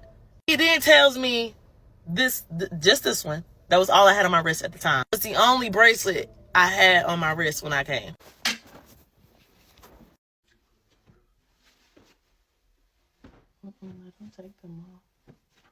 So just to paint the picture for you, after I say, no, I don't take them off, he walks back to his room, right? I am standing at the front of his door just like this. I'm not looking for my stuff, right? Which he should have been suspicious of, because if I'm worried about my Van Cleef bracelets, don't you think I would be over there trying to help you look for my stuff? I'm just standing there like this. And he's just tearing up his house up and down. First off, he started by looking in the drawers. Why would my stuff, like, what? How would my stuff be in your drawer, boo? Like, and he started looking underneath the bed. He pulled the comforter up. Nothing is there the first time, right, y'all? So he goes, did you leave it somewhere else? I say, no, I don't take them off. And he knows I don't take them off. But let's continue the video.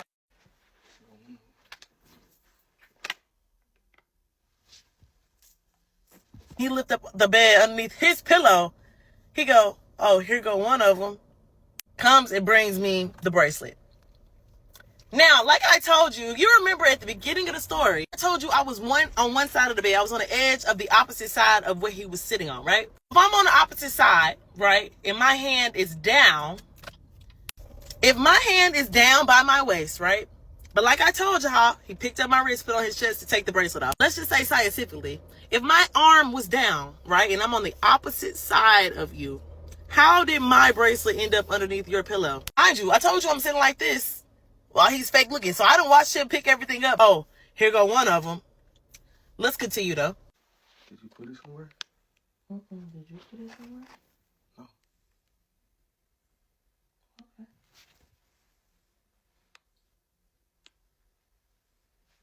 Why would I put it somewhere? You took it off my wrist when I was faking sleep, and I felt it, and I went to see what you were gonna do with it, and I was gonna ask you about it. And you're lying to me about it, so give me my bracelet now. I don't have it, bro. At this point, I'm starting to lose my cool because you're gaslighting me. Asking you about it in a calm way. Like, I'm giving you so many opportunities to be like, oh, I took it off to you. It's so many lies you could have came up.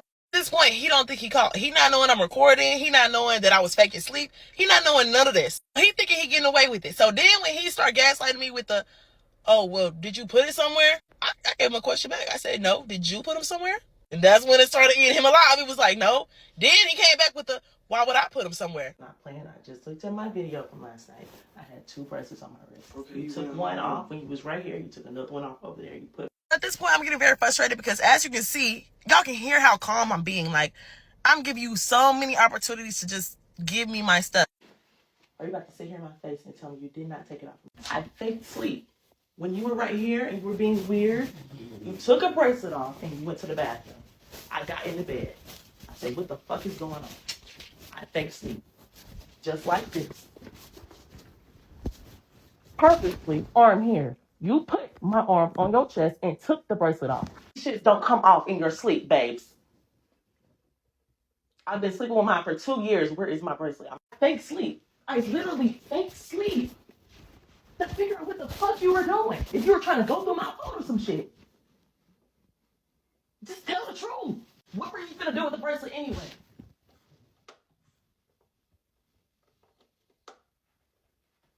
What were you gonna do with the bracelet anyway? I'm gonna do nothing with the bracelet. What did you take it off my wrist for? So I even asked him, I was like, so what did you take it off my wrist for? Like, what was you gonna do with the bracelet? And he admits it, he goes, I wasn't gonna do nothing with the bracelet. Like, I really crop most of everything he's saying because I don't really want to expose. Well, I don't want y'all to know who exactly I'm talking about. Because even you can do me dirty, I'm still not gonna expose you like that. But this was just like an awareness post. Basically, the rest of the video is us going back and forth, of me saying, like, confronting him, like, boo, I'm telling you right now, like, I fake sleep. Like, you thought I was asleep, I was faking sleep as you did all this. Like, in my face, oh, I don't know what you're talking about. So we going back and forth. So I really cropped a lot of that out because I don't want to expose him. This just comes to tell girls, I ain't never experienced no shit like this a day in my life. Like, I hear about girls, like, taking Rolexes and APs from guys or stealing guys shit. Never heard no man stealing jewelry from no girl. Now, he do with that bracelet. I'm not here to bash nobody, and I'm not gonna talk bad about nobody. But his financial situation is not up to par. What, Ronald? And I'm not here to bash nobody, but and I'm not gonna speak on it because it's really none of y'all business. That's how loyal I am. Like, you can still do me dirty. I'm still not gonna go up here and fucking bash your ass. I'm not gonna expose you. The person was not financially like in a good spot. He had a conversation with me about that multiple times. So what would he do with that Van Cleef? I just told you, $13,000-$14,000 worth. What you think? Come on. Next video, I'm gonna show y'all how tight a Van Cleef is and how it does not come off unless it's taken off with the plastic. I'm gonna make a full-blown video on it. And I'm also gonna post our text thread where we're going back and forth and how he found the second one. Okay, so get this. So there's this girl at work who's about to get fired. As the IT manager, I always know about any onboards or offboards before they happen because they want to make sure that I revoke access to their emails, and they want me to make sure that they're locked out of certain things so that nobody who's getting fired can go back and like shoot a company-wide email or anything like that. So I'm one of the first people to know when somebody's going to be onboarded or offboarded so that I can prepare their computer and their access and so on and so forth. So my boss, who is a super BITCH, and the HR lady have been telling me we have an offboard coming up and this is super confidential. Nobody can know about this. And they keep saying that it's confidential, it's confidential. And I found out that the girl that they're firing, she's a really sweet girl. Like, she just got a raise, she just got promoted, like, she does a great job at work, and she's always super sweet whenever you talk to her. So I'm like, okay, something strange is going on here. Now, normally when it comes to affairs of onboards and offboards, I don't get involved. I just tell them what to do. I don't talk to the employee that is getting offboarded or whatever, just because that's not my place, that's not my job. But this particular employee that they're about to fire, she's such a sweet girl, and I've had many interactions with her where she's just been very positive and upbeat. I know that she recently got married and she recently got a raise, so I know that it's not because of her performance. I felt like something else is beneath the surface. Y'all, I feel like God put it on my heart to tell the girl that she's about to get fired. So I text the girl and I'm like, hey, meet me upstairs by the elevator. And she's like, okay. So she comes upstairs. I pull her aside, like out of view. So I tell her, you're about to get fired and they're about to do it on Tuesday. This was Thursday last week. And she starts bawling. She's like so taken aback. She's like, what do you mean I'm getting fired? And I was like, I don't know the reason. All I know is that they already have your replacement. They want me to prep your computer for that replacement. And she kept on asking me, like, do you know why they're firing me? Why are they firing me? Why? And I'm like, I don't know. I don't get any of that information. They just tell me what to do with the assets. That's it. So, do you know this girl proceeds to tell me how the HR lady who keeps on telling me confidential offboard, her and the HR girl were actually friends before she started working at the company. Now, they go out to lunch sometimes, they chat, they text, they call, they hang out outside of work. The girl who's about to get fired, she was chatting with her friend that works in HR. And she was telling her that she was so excited, she just got a raise, and they were celebrating. You know, it was like a happy moment. Somehow, some way, the HR girl goes back to my boss and tells my boss about the conversation, that, oh, she was discussing her pay, and one thing led to another, and the boss calls the girl who's about to get fired into her office. So my boss is telling her, why were you discussing that you got a pay raise? You shouldn't be doing that. And she really ripped into her. And the girl was like, oh, I apologize. I didn't realize that I wasn't able to discuss getting a pay raise. As a matter of fact, when the HR girl, my friend, got a raise, we had a very similar conversation where we were both celebrating and I didn't see anything wrong with it. And she says, ever since that conversation, things have been strange. Neither one of them want to talk to her. They both have kind of been avoiding her. They haven't been as friendly. And now she's getting fired. Y'all, corporate America is nothing to play with. I've seen people undercut, backstab. I've seen people do some conniving, evil things, thinking that it's going to benefit their position in the company, or maybe help them with a pay raise, or maybe help them get close to somebody who can better their circumstance. And I have seen some cutthroat, heartless, cold individuals just do some very disgusting things. And this situation is one of them. So my intention here was just to tell the girl ahead of the weekend so that she could prepare herself, so that she could gather any evidence that might work in her favor, because I feel like specifically in this case, they know that they have some damning evidence against them, which is why they kept on telling me it's confidential, it's confidential, it's confidential. The HR girl knows that she said some things that could possibly incriminate her, so she wants to make sure that she catches this girl off guard. It's about to go down.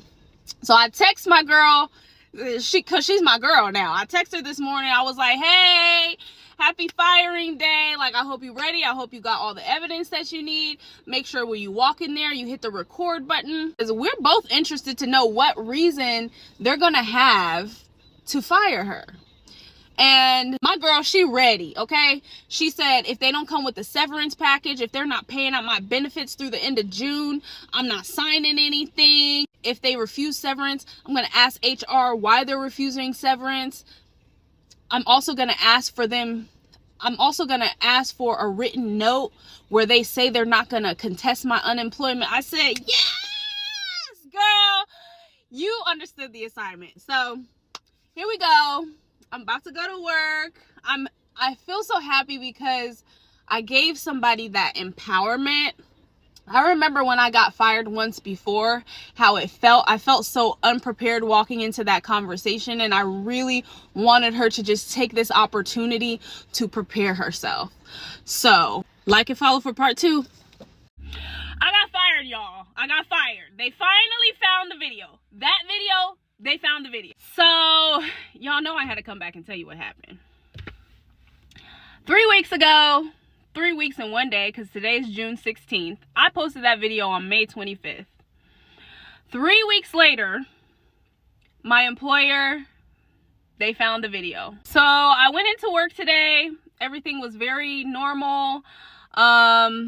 I helped the finance department set up their check scanner. While I was doing that, I had a couple of the executives come over to me, and they were asking for help with this or asking for help with that. And and it was like so busy that the finance guy that I was helping, he was like, oh wow, you're popular today. And I was like, yeah, I don't know what's up with that. So I don't think anything of it. I'm just going about my merry little business. I have an interaction with my boss that's a little bit strange, but not really. So what happened was, one of the executives asked if I could make his laptop a personal laptop and remove it from the domain of the company that I work for, that I'm contracted by. So I have to run it by my boss. And so I had to go and ask her for permission. She was like, oh yeah, he's an executive. He gets whatever he wants. Just go ahead and do it. But before I asked her, like when I knocked on her door, she looked up and she had this look on her face like she was irritated. You know, she had this look on her face. I couldn't quite place it, but it was just like a fleeting look. Once I started talking, you know, she, you know, changed her demeanor or whatever. And so she gave me the approval. I went, I did the laptop, I gave it to the executive, and that was that. Maybe like an hour later, she stopped by my office and she's like, hey, did you get such and such situated? And I said, yeah, he's good to go. And she was like, okay, thank you so much. And that was it. I would say like 30 minutes after that interaction, I went to go like look at my Slack messages or my email or something to follow up with a user, and I couldn't get in. My email wasn't working. My password wasn't working. And I immediately thought, okay, I'm being offboarded. This is me being offboarded. I'm like, shit, they found the video. So I'm cool, I'm calm, I'm collected. I'm like, okay, this is the day. My time is up, okay? The jig is up. So I leave, and when I leave, I call the company that I have the contract through, and I'm like, hey, I just want to know, am I being offboarded? And he's like, I don't know why you would be. I don't have any orders for you being off. Like, what? So he's like, let me check on that. I'll put a ticket in, and then I'll get back to you in the morning. And I was like, okay. And maybe like an hour later, I got a call from the guy who cuts my checks. And he was like, hey, Tiffany, so I'm just going to get straight to the point. I got a call from the company, and I'm pretty sure you already know what this is about. They do not want you to come back to the site. And I said, is this about the TikTok videos? And he said, yes, this is 100% about the TikTok videos. So I'm thinking in my mind, I wonder who found out. Like, who was it that actually encountered the video? Was it my boss? I'm interested to see how all of that went down behind the scenes. Like, I want to know. If you're out there and you're watching this video and you work at the company, please let me know how it went down behind the scenes, because we gotta know. The people want to know, okay? Also, the HR girl was not in the office today. I did notice. I don't know if she got fired for what happened, for what I said. I don't know why she would. I'm not sure. Or maybe she saw the video. Maybe she's the one who encountered the video and she didn't want to come to work today and face me. Or maybe whatever I said in the video, she was so perturbed by it that she called out. I don't know. But the HR girl was not there. My boss was there. And she was pleasant, you know, she was pleasant enough. And so, yeah, that's how it all went down, you guys. So what's next for me? I guess I'm about to be a full-time content creator. So help your girl out, hit the follow button. You know what time it is. Like, we're doing this full-time, okay? No, but honestly, I've always wanted to do content creation, like, I've always wanted to do content creation and take it seriously, so I guess this might be the push I needed. I've also been wanting to get into real estate, so if you know anybody in Georgia who can help your girl do some fix and flips, I really want to get into that domain, because obviously corporate America is not for me. So there you have it. For all of you naysayers and haters, your girl was finally caught. So yeah, I knew it was a possibility, so I'm not blindsided by this. I didn't have anybody to give me a heads up, unfortunately. How ironic is that? But yeah, that's the update. So I have been destiny swapped. I've had two people trying to destiny swap me, and one recently that the Lord has revealed that, you know, has been trying to destiny swap me. And all three people were actually extremely close to me at one particular point. But I'm going to tell the story about how my cousin actually destiny swapped me. I was out of alignment. Again, I didn't understand any of that. Me and this particular family member were like this, like, that was my girl. Very, very close-knitted cousins. And the first time I moved to Atlanta, Georgia, I was staying with a good friend of mine, and I believe that I missed a moment in time that God had for me with something that he had been dealing with me personally about. I had missed my moment. And my friend that I was staying with, she was like, hey, I love you to life, but this is my first time having my own space, and I really want to experience that. Like, you gotta go. And I was like, okay. I was like, God, I don't know where else you want me to go. And then I kept coming into agreement, because that was the season that God told me that he didn't want me to work. And that was and I didn't know I was doing full-time ministry, but you learn something new every day, or just, you know. And I was supposed to be holding on to the money that I had from selling my home, and also from doing ministry full time. And the Lord wanted to take care of me, and I was struggling. Like, I struggle now, but I was really struggling back then. And so this particular family member had cut everybody off in the family. Nothing that I did personally, but she cut everybody off. And I kept having this dream of my family member. Mind you, at that time, I had no idea again that my mother was a witch, and that she was doing witchcraft on me, which that's a whole nother conversation for a whole nother day. Just getting deeper into that. And I remember hearing a voice say, hey, you need to call your cousin. And I kept going back and forth, like, are you sure? Are you sure? Are you sure? And I kept hearing, call your family member, call your family member, call your family member. Mind you, I had open doors of masturbation. That was like the only open door at the time, but I was out of alignment because I missed opportunity, and I missed a moment that God created for me. And so I reached out to that family member. Hey, it's been a while. Hope you're doing well. I'm living in Atlanta right now. You know, I was wondering if I can come stay a little while with you. And the response was like, absolutely. I've been trying to get in contact with you. Hope all is well. Like, yeah, come on over. She lived all the way on the other side of Atlanta. And this particular family member lived a life that was completely opposite of a life that was, you know, that I was living, trying to live pleasing to the Lord. Like, of course, I had open doors of sin, but she was not a believer at all. Everything was completely opposite.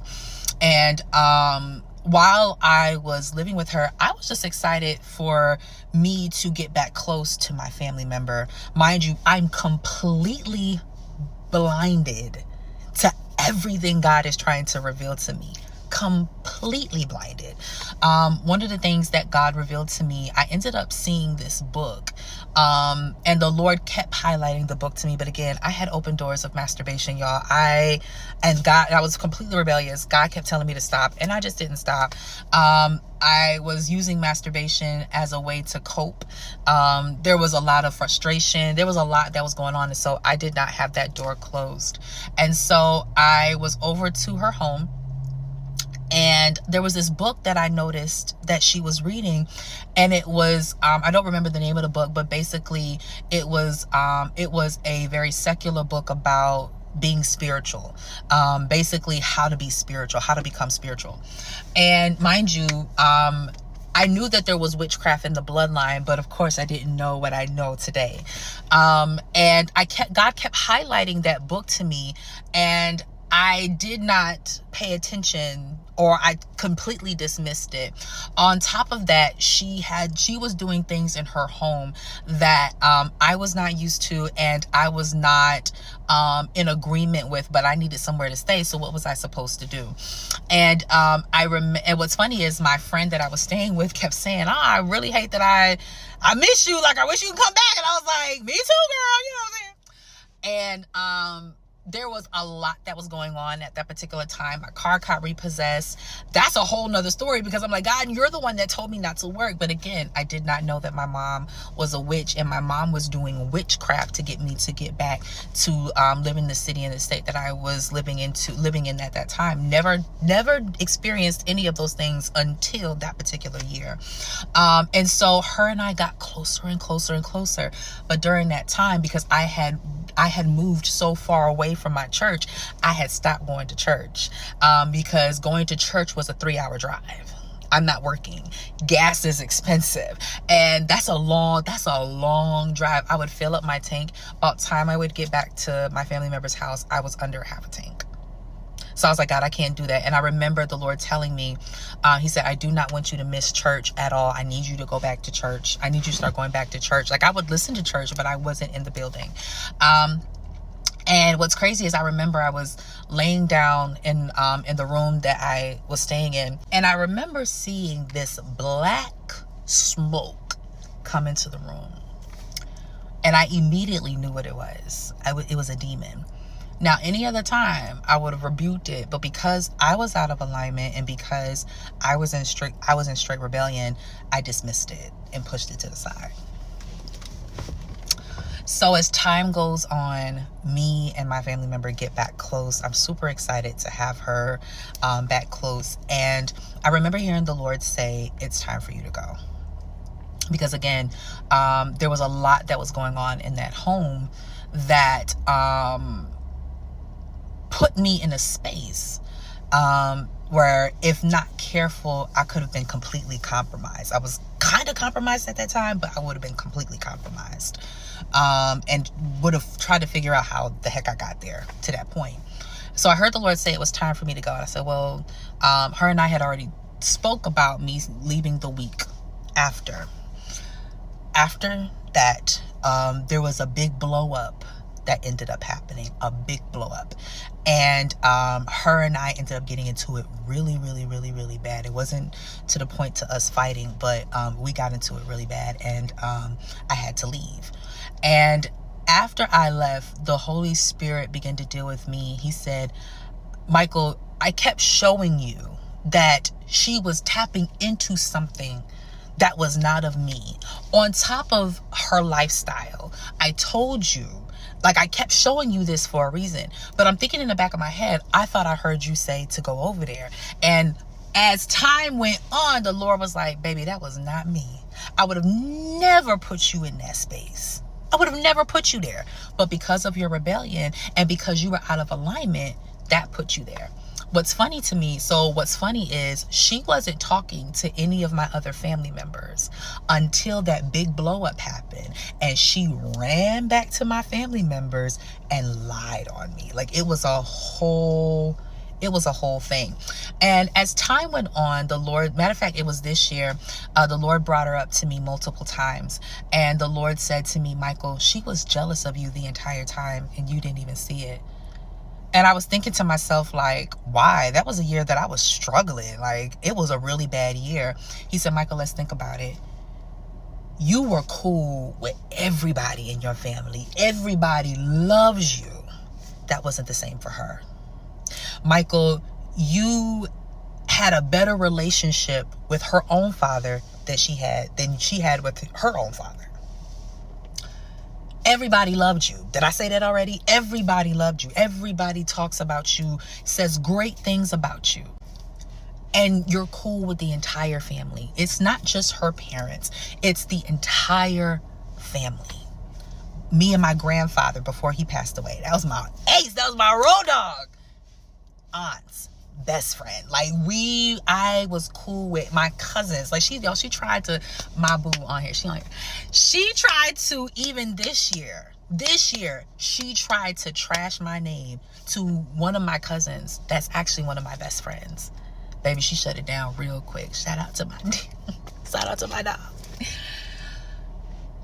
So with that being said, the person that tries to destiny swap you is usually somebody that's either the closest to you or somebody that's extremely close to you. And when the Lord revealed to me that she was trying to destiny swap me, like to see how everything played out, to see where me and her father don't talk anymore, to see where I feel like I can't even show my face to my cousins because she trashed my name. And I remember seeing a video on TikTok that said that nobody trashes your name more than the person that is afraid that you're going to tell your side of the story. And that's exactly what happened. But she also wanted my spot. But the thing about destiny swapping is they can copy you, but they can never be you. The anointing is not on them. It's on you. They can copy it and they can put a bow on it, but it's not you. And for the ones that know what it is, they're going to see, like, there's something about this person that ain't it. And the Lord told me, he said the reason why she was able to do it was because you were out of alignment.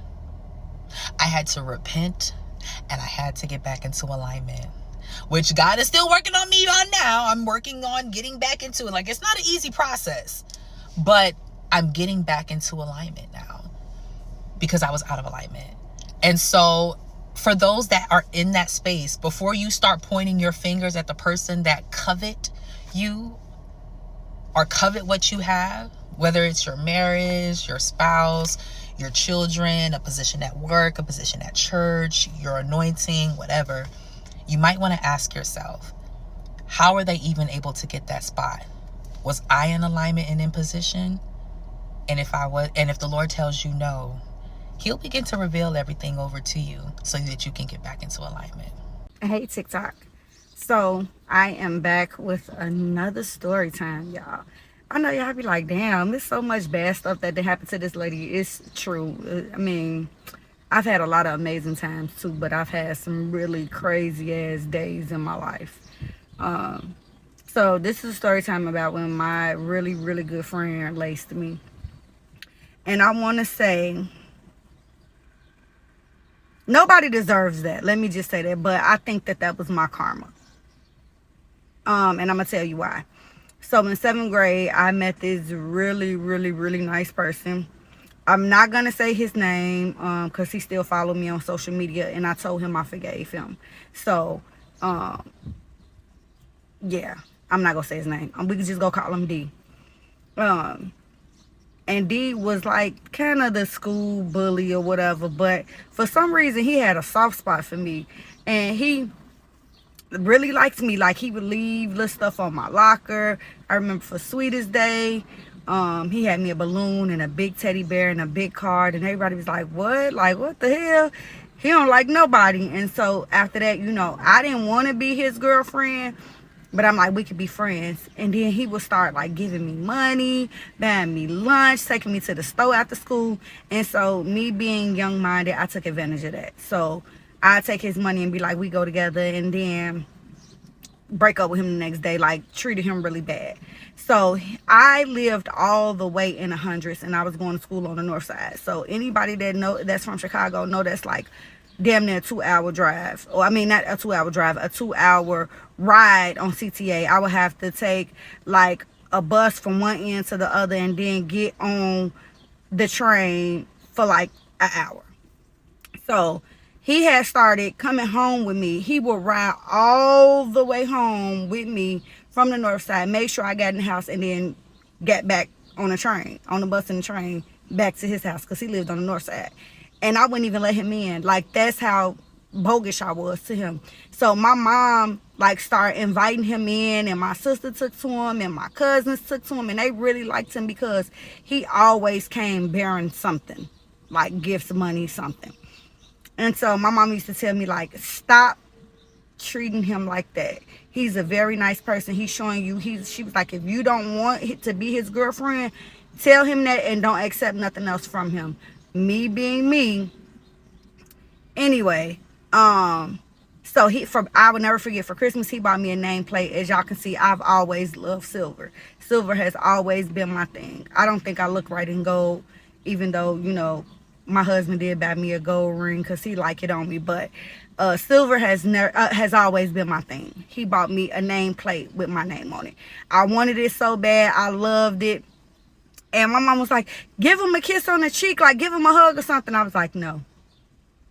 Like, Oh my God, I got into it with this other boy at school. He went and beat the boy up for me. Like, he was just a very, very good friend. He was trying to show me that he can be a good boyfriend, but I didn't want him as my boyfriend. But anyway, he called the house one day and he was like, hey, what y'all doing? And this is like right when I turned 15 and I had started dabbling in marijuana, right?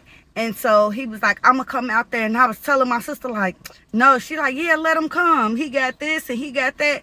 So I'm like, okay. So he comes out there, y'all. This should have been a red flag. And my dad used to tell me about this all the time. And I still did it.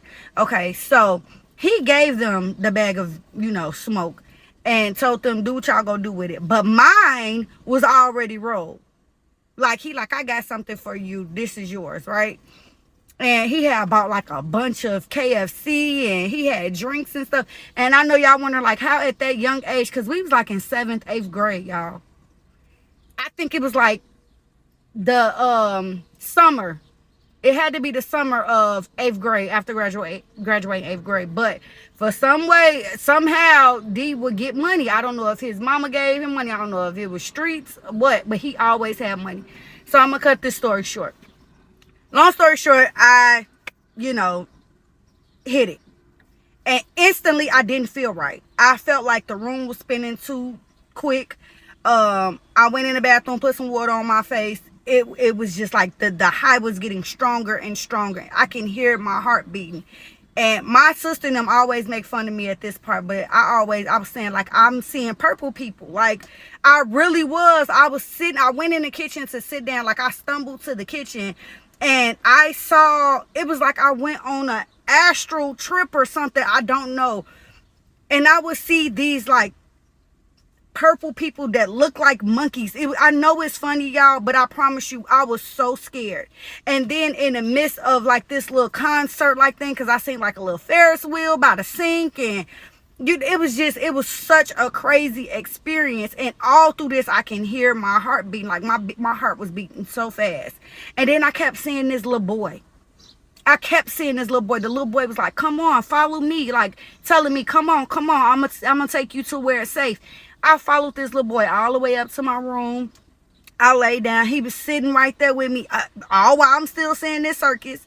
And then I got up and I ran to my mom and I was like, Mom, I smoked this and it's not right. And she was like, I need you to throw up. Get some milk and drink it. I can't really call the police because they go ask me, why did I allow you to do this in my house? So anyway, come to find out, he laced my weed. I don't know if you can say that on TikTok, marijuana, whatever, smoke. He laced it, only mine. And it was because he felt like I treat him unfairly, which I did. He didn't have to do that to me. I do have a heart condition, but, and I could have been addicted for the rest of my life. Thank God that didn't happen to me. Later down the years, he found my sister because we lost contact with him. He found my sister and was like, can you pass a message on to her, tell her that I converted Muslim and that, I cannot carry on with my life or my religion without telling her I apologize. I'm totally indebted to her. I didn't want to accept nothing else from him, though. I apologized to him for treating him that way. But after that, never smoked, never drank, nothing. Like, that was and I had just started, y'all. I had just started experimenting with it. I was like, yeah, no, that was a sign from the heavens telling me this is not for me. So if y'all have any stories like that, please let me know. Y'all have a good day. Okay, I just really felt like I should share with y'all this strange ass time of my life. So when I was in 6th grade, my mom had sent me to live with my dad because she was struggling. I lived with my mom my whole life, but this was an adjustment for me. I remember that my dad picked me up from my mom's house at nighttime, and we got to his house, which him and his girlfriend lived together, so I want to say her house. We get to her house, and he leaves me there with her 2 sons. She has a son that's younger than me at the time and a son that's older than me. So he leaves to get her from work, and I'm playing air hockey with her 2 sons in the basement. Once we got finished with the game, her oldest son hands me a folded up piece of paper. So I go upstairs, I sit on the couch, and I open the paper, and in the note is him confessing his feelings and his love for me. Remind y'all, I'm like 12 years old, I want to say 11, 12, and he's like 18. So when I read the letter, my heart instantly dropped. Like, I'm instantly feeling fucking terrified inside. Plus, my dad is going to get in his girlfriend fucking work. So I'm like, oh my God. So he get back, I want to say like 20 minutes later. And when he get back, he sees that I'm like kind of shooken up. Like, my eyes are watery and I'm just irritated. I didn't say anything. I just handed him the note. And I was like really shooken up. So he knew something was wrong because I was very quiet around them, very shy. Like, I didn't show no emotions. I barely fucking talked. I hand him the note and crickets. No consequences were made on his end. He hands the note to his girlfriend. His girlfriend takes her son in the bathroom and give him a little talk. You can't do that. This is your soon-to-be sister-in-law. Go apologize to her, blah, blah, blah. She then goes on to tell me, don't tell your mom, like, it's going to start so many problems, and this is going to happen, that's going to happen if you tell her.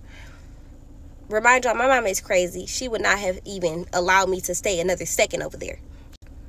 Like, she don't play about her kids, and now that I'm older, I wish I would have told my mom, but I actually listened to her and didn't tell my mom. So, we continue on. I want to say a couple days later, I'm sitting down, crisscross applesauce, on the floor playing with the Nintendo. The oldest son comes downstairs and he sits across the room from me and he goes, oh, it's that time of the month, huh? I didn't realize what the fuck he was talking about until I looked down and seen that you could see the flap of my pad. At that point, I froze up. I got uncomfortable and I went in the next fucking room. I didn't even say nothing to my dad because I feel like you didn't even say nothing about the first situation, so... She also had a daughter that lived in a different city. Remind y'all, this is around Christmas time, and Christmas had passed. Once Christmas had passed, her daughter had came back to stay with us. Once her daughter got back to stay with us, everything that they had got me for Christmas, like electric scooter, iPod, etc., it became hers, which was fucking odd. But again, I'm a young, dumbass bitch. So I wasn't thinking nothing of it at the time. Right after that, my dad and his girlfriend got into it really bad. I'm talking about terrible. Like, knives were put out and everything. Her oldest son, as they're getting into it, her oldest son goes to grab all my bags, all my belongings, and start throwing all my shit out on the yard, like on the lawn, like everywhere. All my clothes are spread all across the grass, like... So as her son is throwing my shit on the lawn, he's yelling, ever since you came here, it's been nothing but a mess. And he's just throwing my shit. Sir, ever since I came, it's been a mess long before me. So me and her daughter starts going back and forth. We're bickering at this point. She's trying to argue with me. I don't know what the fuck I done did. Now why am I in it? So me and the daughter just started arguing. Remind y'all, I didn't really talk that much because I wasn't familiar. Like, I lived with my mom my whole life, so I was very shy over there. Baby, once that bitch got through running her mouth to me, I wasn't shy no more. Bitch, what you trying to do? So my dad is like, let him fight. My daughter whoop her. True. Baby, you might not know me that well, but you know something about something because I was going to tear her ass down. So we didn't end up fighting. The bitch didn't want to fucking... see me. The bitch ain't want to see me. They just threw my stuff everywhere. So after that, my mom comes to get me, and it was just a mess. My mom comes and pick me up, and after that, my dad literally just up and moved to a different city, and I haven't seen much of the man since. Remind y'all, this happened when I was like 11, 12. I'm 22 years old now. I done had a baby and everything. I want to say I done seen that man like once or twice since that incident occurred. Like, it was a mess. And my mom did not find out about the letter until like when I was in high school and I went to therapy, and she sat through one of my sessions and I told her about the letter. So yeah, I just thought I should share that odd ass, tipsy-turvy ass time in my life. $325. Would y'all pay $325 for this ponytail? Let me move out the way so you can really see what's going on. Yeah. Story time on how this lady played in my head yesterday for $325. So I had booked an appointment to get a ponytail done. I wanted like the really cute fishtail braid.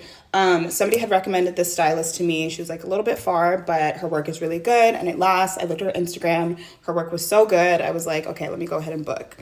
I booked my appointment with her, and my appointment was for yesterday at 1:15 p.m. I live about an hour away, and I made sure to give myself extra time, just in case anything was, gonna happen. So I'm on the way, and I realize, I don't know what is going on, but traffic is crazy, okay? Traffic is insane.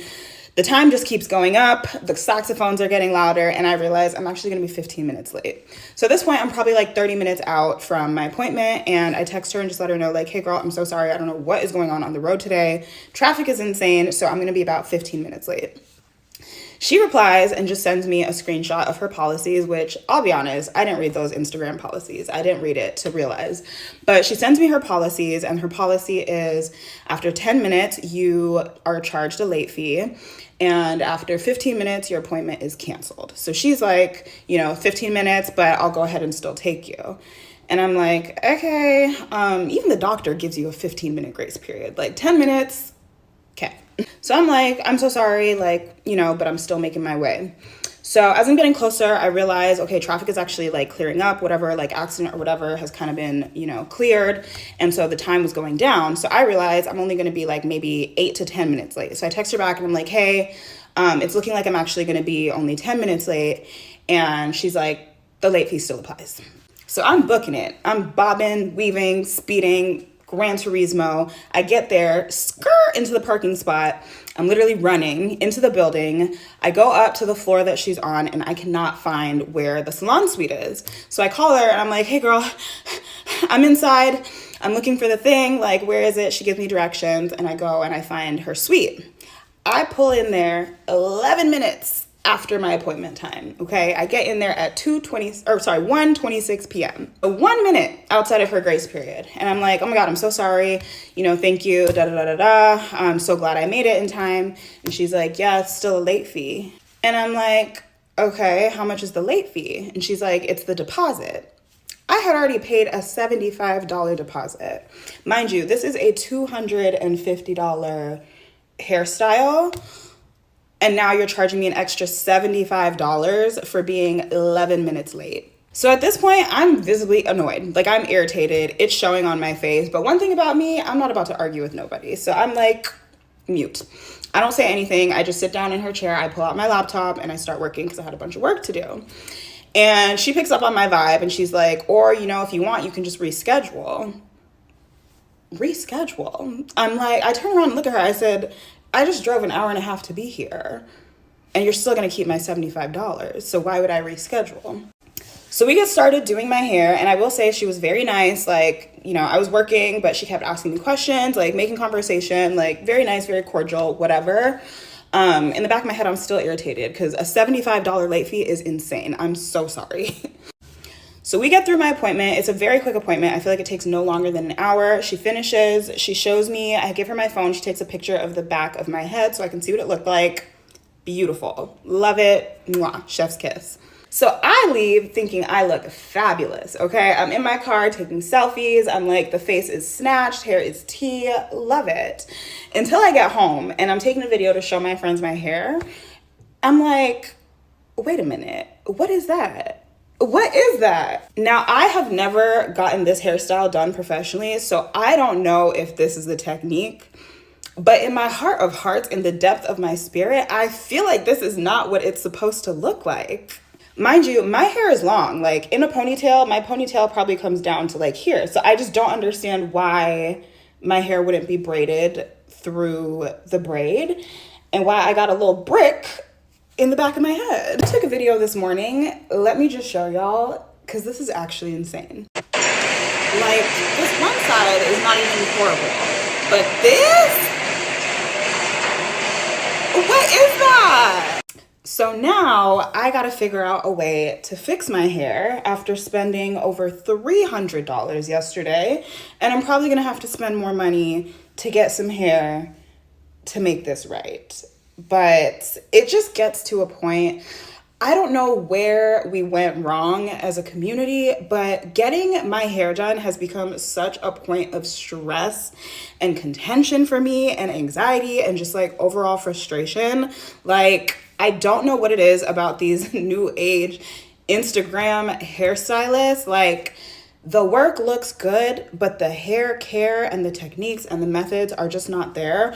On top of all these attitudes and policies and whatnot, at this point, I'm just gonna do my own hair. And honestly, I think the part that pisses me off is that I really could have done this myself. Like, I could have put a cylinder in my own head and done this myself. I'm the victim of an active police investigation in Los Angeles County. The crimes being committed against me are cyberbullying, harassment, impersonation, stalking, as well as revenge porn. A woman had access to my intimate images that I shared with an ex-partner. Those images were shared on threads and between several third parties. And I felt so safe sharing these images with the partner at the time. And I know it sounds dumb, right? Like, girl, haven't you learned your lesson? But never in a million years did I think those images would be shared. And I'm pretty sure every woman says that. But yet here I am. And for those of you that think, oh, she's doing too much, it's never doing too much when my safety, my life, my livelihood, my brand image, my brand likeness